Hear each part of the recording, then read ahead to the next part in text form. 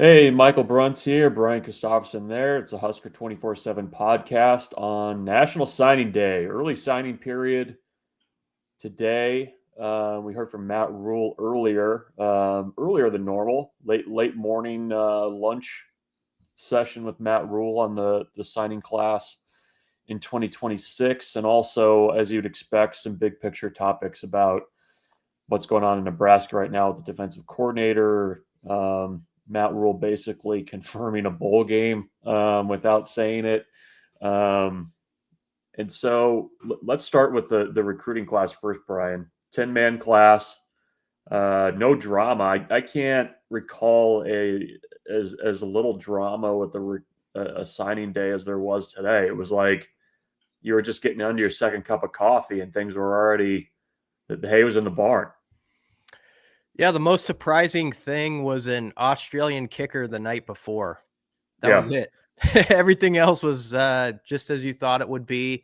I guess that's good because you didn't really suspect Nebraska was going to add, and the only thing that could have been a catastrophe is if, like, Danny Odom went somewhere else or something. So probably in this case, that's what was wanted over there. I don't think it's what we want going forward. I hope in the future we'll get a little bit more 11th hour confusion. I remember when I didn't work with you guys, making a call to you when a confusing story about a recruit, we both got conflicting information at like 11:30 the night before. Stuff like that. That's what I live for. Yeah, there was no, at least publicly, no situation where you've got a Nebraska coach saying that the true recruiting doesn't start until 2 a.m. That's when the real recruiting goes down. None of that. You know, with Todd Pete Jr. Seeing the license plate when he's driving around as a sign that he should go to Nebraska. Travell Dixon waking up the next morning on signing day, and God had told him to be a Nebraska Cornhusker. So Oamogbe, was that how you say it? Oamogbe, who ended up going to UCLA. Thought he was going to be a Husker, wasn't the last day. Yeah, stuff like that. I called you when we weren't coworkers and said, am I calling the right coach's number? Does he have a ringtone of Lowrider? Is that actually the coach? Yeah. Some inside baseball there, but yeah, none of that stuff this time around. Although Rhule did say, so who knows what really happened? I mean, Rhule's like, it's crazy these last 24 hours. Let me tell you. So maybe there was some jostling and they had to put the elbows out and fend some people off. I don't know. Yeah, no, I mean, I think there's probably some of that. I would imagine, especially now that you have NIL components and money. And I mean, you did dismiss a defensive coordinator on Monday. There was probably some smoothing over that had to happen with some defensive prospects there. But let's just get into the class. What do you, I mean, small group, obviously. What do you kind of make of this group? Who intrigues you? I mean, it's easy to start with Danny Odom, but just like watching his tape again last night, I kind of went through and picked out some of my favorite highlights, and it totally makes sense. Like 5-star, it does. Like he's a really lockdown corner, but he slides off of tackles and through guys who are trying to block him and likes to tackle and is pretty good at it. He's physical and he makes some pretty acrobatic plays on the ball, like with his body control and stuff like that. So people should be excited about that. And it was an interesting sort of nugget that was shared today about how he was probably the one guy that they had to have the conversation with him and his grandfather about, John Butler leaving or them choosing to part ways with him on Monday. And it seems like that family was really tied into Addison Williams and Rhule the most. And so I don't think it ruffled their feathers too much. But that's an interesting dynamic because some schools and head coaches are obviously going to wait to make announcements on changes to their staff after signing day. And Rhule said, hey, I wanted to be honest about it. This is what we're doing. We knew we were going to go this way and let guys know. So that was stand up of them. And Addison Williams, I mean, that's something that stuck out about this press conference is how much I kind of knew it, but how much Rhule values him, and like whoever the DC is going to be, Addison Williams is going to be part of it. Like he's an important coach over in that operation right now. Yeah, the Addison Williams thing was interesting. Whoever the new defensive coordinator is going to have some say in what that group looks like. And to hear Rhule say it, I mean, it was basically like, yeah, I mean, they're going to have, a good amount of say, but Addie's going to be around. Yeah, that was basically the takeaway there. That stood out certainly. And his connections in Florida and Georgia are really important. I think in this class, I mean, a guy like Luke Sorensen, the tight end from California. I mean, he's a guy that when you look at, what he kind of brings to the table, and Rhule kind of talked about his ability to play multiple tight end positions. They can flex him out. I mean, he's every bit of 240, 250 pounds already. And, I think they're going to be able to kind of move him around a little bit in the offense and kind of take advantage of that versatility that he has. And right now, I mean, you have Luke Lindenmeyer coming back. You have Carter Nelson, who I think it's safe to say is still adjusting to that tight end spot after basically moving over there and not really getting to actually get on the field and practice at that spot until August. Beyond that, there's a lot of playing time there available. You don't know what the portal additions might look like if they're going to try to target a tight end to add to that room, but he's an intriguing guy that I think you kind of have to keep in the back of your mind, especially with him, coming in when he's going to be. He might have a chance to say something at that spot, and I think you saw this year, and Rhule talked about this too. They really missed that Janarian Bonner type player that they could move around and had a lot in the offense that they were planning for him. And when he went down with that injury in the opener, it was kind of like they just never found a replacement for him. So I think he's probably, Sorensen's getting overlooked a little bit in this class. But I think he's a guy that might have a chance to get on the field sooner than later, just based on kind of what he's shown so far. Is there anybody else to your eye that is kind of warrants mentioning here? I mean, Claude Mpuma, I think is an exciting get. So much raw talent. Like his favorite sports, I think, growing up were soccer and basketball. Came over from a country. He's fluent in several languages. Isn't that correct, Bruntz? French and I can't remember what else. He was learning Mandarin. That was the other note that was on his profile. So, I mean, there's that. I don't know how much it's going to help him play tackle, but it's a nice nice little thing to know. Well, I think he can play tackle pretty good too. Or I mean, there's a lot of promise there. We should say. I don't want to start overhyping guys. I'm going to try really hard this is like I'm going to say that, look at the camera. I'm going to try really hard this offseason to just not overdo it with guys. So we'll see what happens there. But he's a guy that a lot of people would have liked in this recruiting class. We can put it that way. And I think you'd probably say he's one of the top 3 people on most lists. If you were to make rankings, I'd put Sorensen up there just like you would, I think. And so he's a left tackle who Rhule said he thinks is one of the premier left tackles out there. That's what he said today, and has a great personality and really fit in well here. And so that's a big add. You like the fact that all but I think 2 of the guys are enrolling early. It was said today, was it Jace Reynolds and Hayden Ainsworth are the only 2 who aren't. So I think that's it. I think right now with what's happening in this program, that's a pretty big deal for them to just be part of it and see what you got in the spring. So yeah, it's a class that, I think in a few years you're hoping like we sort of look at it with a little bit of a wry smile and say, you know what, that class that only had 10 guys in it that was ranked 100 and what are they, 108th or 10th or something? 110th, yeah, ahead of Penn State, I think, though. Yeah, they're ahead of Penn State right now. They had a high hit rate.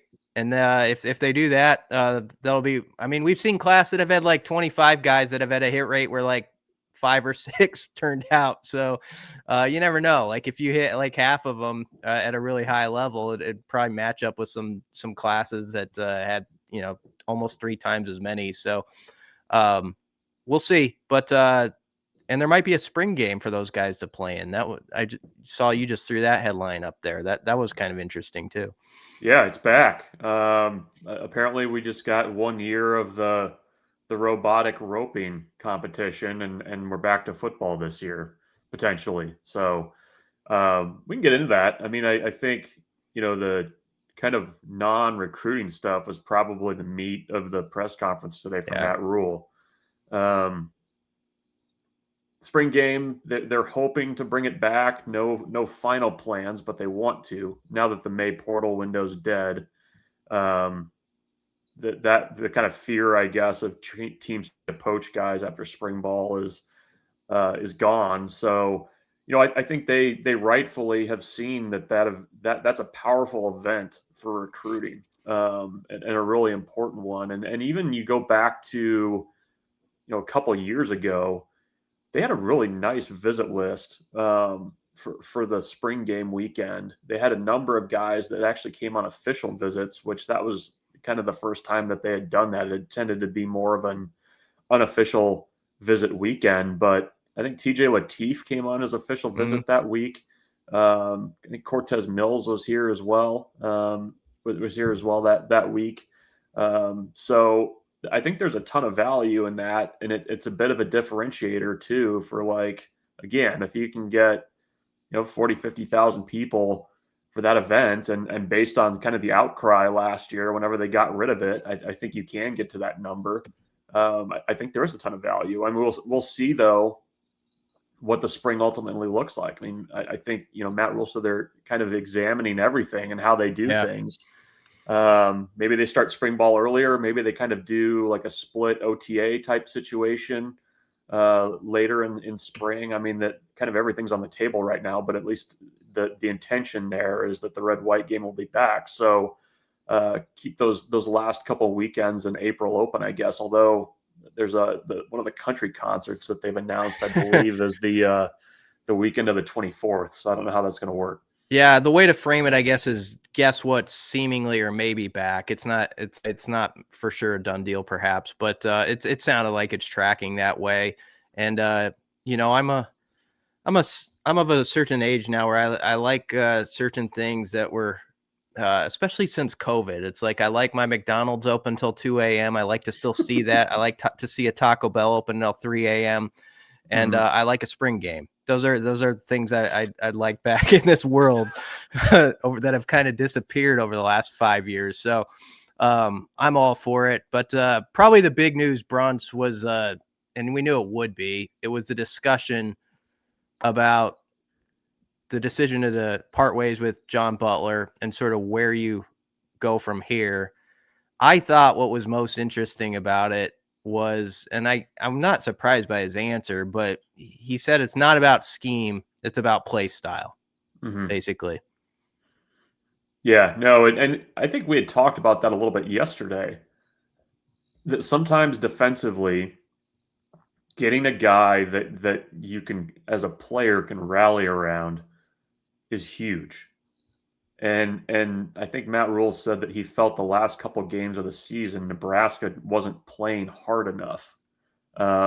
Which I mean, the results showed that might be true, but to hear a coach say that, that's noteworthy to me. And I think Matt Rhule also said there was maybe a little bit of a personality disconnect between him and John Butler and kind of the way that they went about things. So yeah, I mean, I think when you kind of put all that stuff together, I think it makes sense. Plus, with the results being what they were, especially against the run, like you can't function in the Big Ten giving up the amount of rush yards that Nebraska gave up this last year. So it makes sense. What did you make of it, kind of the discussion about what direction to go? Because that's interesting to me, because you could kind of start to, you're trying to find a box of like, what type of a coordinator is he looking for? What kind of qualities is he looking for? Like, what did you make of that discussion? Because it seems like he kind of has an idea, I think, of what he actually wants in that spot, which you would hope. You know what my biggest takeaway was when he was talking was what he wants is like Mike Eckler as not to move Mike Eckler to defensive Right. coordinator, but like the version of him to be the DC where you have that guy. We've talked about this yesterday, so I feel kind of good about it that we had that discussion. Was like obviously the teacher and that type of guy who can get 11 guys to play collectively as one, but there was definitely a component that was heavy in every answer about that topic, about sort of the run through a wall for the guy type coach. I thought that was the underlying thing to me, was it's got to be that guy who can rally the fellas a little bit. I don't know. I'm not saying this was like a direct shot at Butler. He gave John Butler a lot of credit and said he worked really hard. He's going to have a big career and still ahead of him and with the NFL and all that. But one thing he did mention is he doesn't want to, like, any of his coaches, like, basically picking at what they don't have, I think, during the process of the season, and all that. And so I don't know if there was anything that connected to the decision with that, but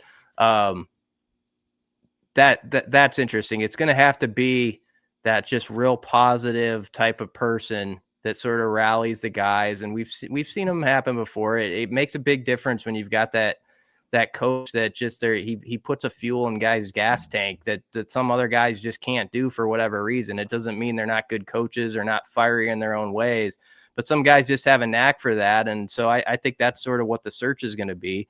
He's the guy who's going to do all the preliminary stuff, and he's tasked Phil Snow with just focusing really on the bowl game prep. And also, it's kind of interesting to me that Snow asked Eckler to come over and help with some defensive stuff, and so it's all hands on deck with that. So there are all sorts of little nuggets like that were kind of slid within that press conference. And Phil Snow is largely not going to be a candidate for this job. It was the other takeaway. I mean, I've seen that out there too, of like, oh, he's just going to promote Snow. I don't think that Phil Snow's at the point of his career where he's going to be taking that on, a responsibility like that. I mean, he's kind of like the coach of the coaches is kind of the best way to put it. With he's the Yoda of the coaches, I think. He had some nice words for John Butler, by the way. I mean, he said that he's an amazing coach, an amazing person. He did a lot of great things for us. He just said it wasn't the right fit for me and the way I am. So it's probably more me than anything else. And then he said he's going to go on and have a ton of success, and his character and work ethic were unmatched. So he wanted to make that move, he said, on Monday, in part because he thought John Butler is going to have other opportunities and he can get started on that, basically. So timeline, I mean, the big one is you'd love to have somebody in place by January 2nd when you're having those portal discussions, so you can at least have somebody in place to say, look, this is what we're going to run. This is how it's going to work. This is what I've done. Like, you need to have somebody in place by then to be able to sell your program and what it can be, because the additions that you're going to have to make, I think, are largely going to be in that front seven, and finding difference makers to pair with what you already have. So, and I mean, I think, that's probably like the down the line type deadline. You're having to re-recruit your own roster right now as well. Right. You've got Phil Snow having meetings with Nebraska's current players and kind of feeling things out and where they're at. And the off season has essentially begun in that regards. So you also need to kind of have somebody in place that can come in and say, Keona Davis, this is how you're going to fit in what I want to run. Cade Petchock, this is what you're going to do. Those type of things. So I think you want to have that question answered sooner than later, as much as you can without having to sacrifice your pool of candidates. Yeah, you need the guy to come in and share his vision and inspire people. And also, like, if he did want to bring in one or two position coaches alongside, guys got to know who they're playing for. So yeah, January 2nd's got to be the latest. He said at one point, even that's not necessary, but he said it would be helpful. And I really think you're right. It's got to be by then and probably before that. for this to sort of function as you want to, because he emphasized, as much as the portal and all that stuff, retaining players, and just like how critical that is.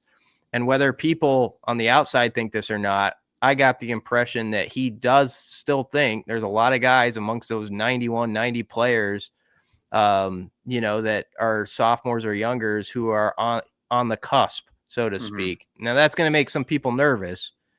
Not that they don't think that that's possible, but there's going to be that nervous energy all off season. Like, how big of steps can these guys make actually?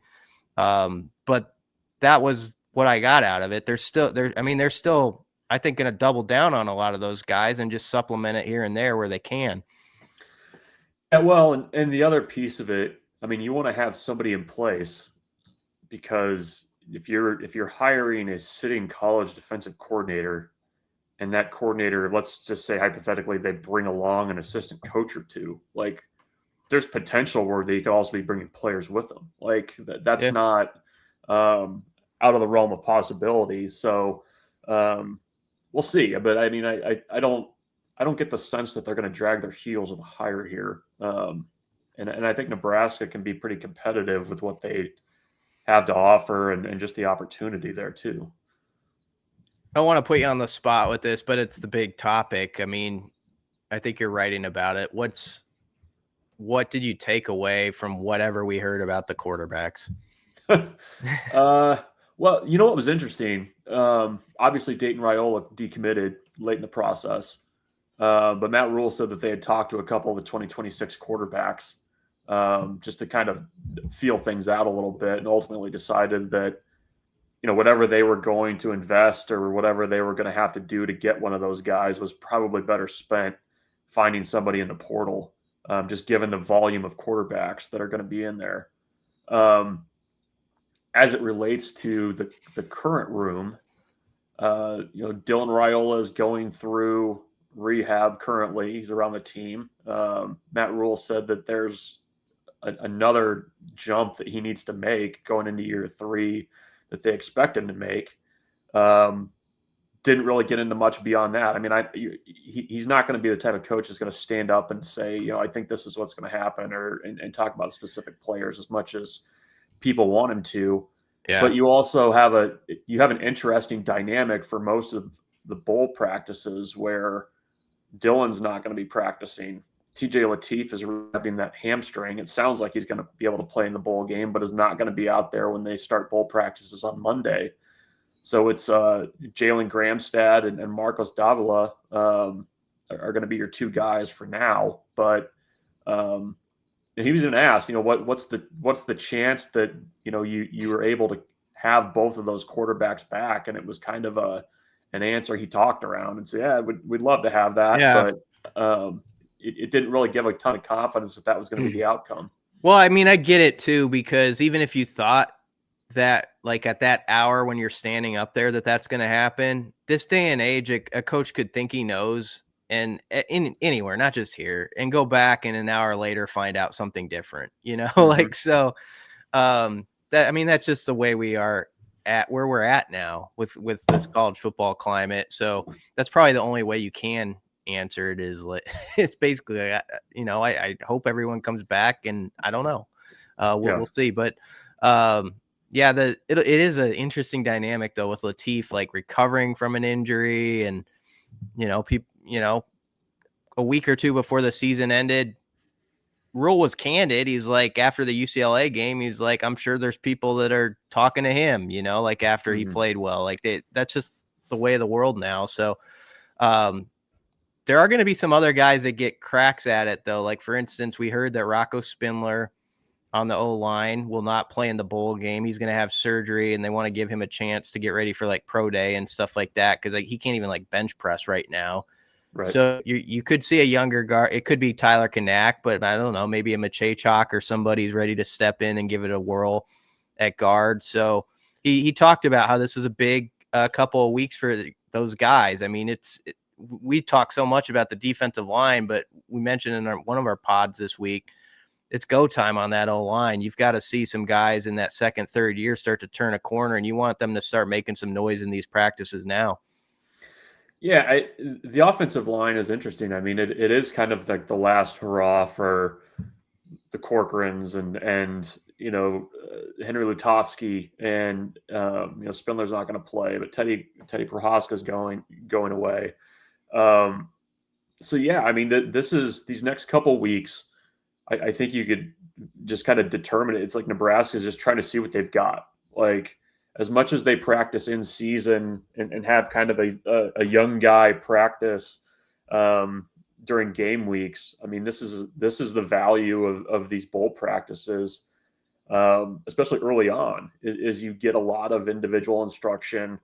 You're seeing where guys are at now versus where they were in fall camp, which was probably the last time that you really worked a ton individually with guys that weren't part of the game plan, guys that are a little bit further down in your depth chart. So, with potential opt-outs or injuries or guys planning to leave, I mean, that there is going to be some positions where you have guys that were second, third teamers who might have to step in. I mean, Nebraska didn't have that happen as much last year in their bowl game, but Boston College sure as heck did. I mean, they had a lot of guys opt out, and they had a lot of guys that were in there kind of for the first time having to play. And I could see, where there's an opportunity for some younger guys in Nebraska to really make an impact here early on. Definitely. I think the last topic that was interesting, we can table this for one of the others this week, is Emmett Johnson and just like what's next for him, because I think there's a thought that he's definitely going pro. I'll just say Rhule said a couple things that you do have to add to the equation and just consider before you say it's cut and dry that he's definitely not going to be back for a guy who could make a lot of money playing here again next year. So we can talk about that later, but there was all sorts of little stuff like that, sort of probably 8 to 10 things that were slid into that press conference. It'll give us at least a little something to chew on for the next 5 to 7 days, maybe. Definitely. And Nebraska's going to start bowl practices Monday here in Lincoln. Mm-hmm. And, 15 practices leading up to the actual game, which Matt Rhule says, if it's a December 31st game against a tough opponent that does things that are difficult for them on defense to handle. I don't know, maybe Utah. You think Utah? Was he talking to Utah? The first Husker game I attended as a boy, I'll have to post a ticket on social media if this gets announced. It was Nebraska, Utah in the 80s. Still have the ticket from going with my father.